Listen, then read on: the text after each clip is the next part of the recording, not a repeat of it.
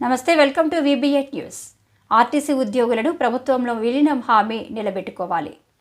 RTC JAC ఈరోజు TGSRTC JAC రాష్ట్ర నాయకత్వం డిపోల పర్యటనలో భాగంగా హయత్ నగర్ 192 డిపోలలో పాల్గొన్నారు. ఈ సమావేశానికి ఆవనగంటి వెంకన్న అధ్యక్షతన జరిగింది.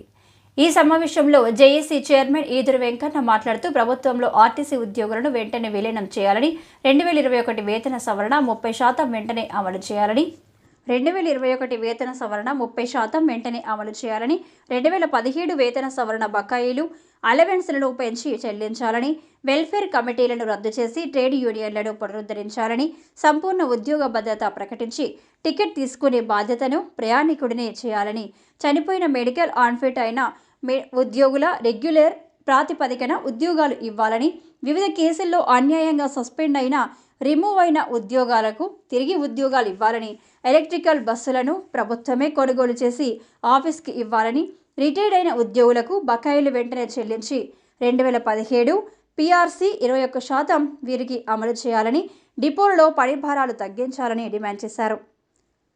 జేఏసీ కో కన్వీనర్ కత్తుల యాదయ్య మాట్లాడుతూ మేనేజ్మెంట్ అధిక పని భారాలు కార్మికులపై మోపి ఉద్యోగాలకు లీవులు ఇవ్వకపోవడంతో నరక యాతన అనుభవిస్తున్నారని విచారణ వ్యక్తం చేశారు. డిసెంబర్ 5న చెలో హైదరాబాద్ ప్రోగ్రాం కార్యక్రమాన్ని విజయవంతం చేయాలని పిలుపునిచ్చారు. మరో కో కన్వీనర్ సుద్దాల సురేష్ మాట్లాడుతూ 6 యూనియన్లుగా జేఏసీ ఏర్పడి కార్మికుల సమస్యలను పరిష్కారం కోసం అన్ని డిపోలు తిరుగుతున్నామని, ప్రతి డిపోలో కార్మికులు ఎదుర్కొంటున్న సమస్యలు తెలుసుకొని జేఏసీ పోరాటం చేస్తుందని కార్మికులకు వివరించారు.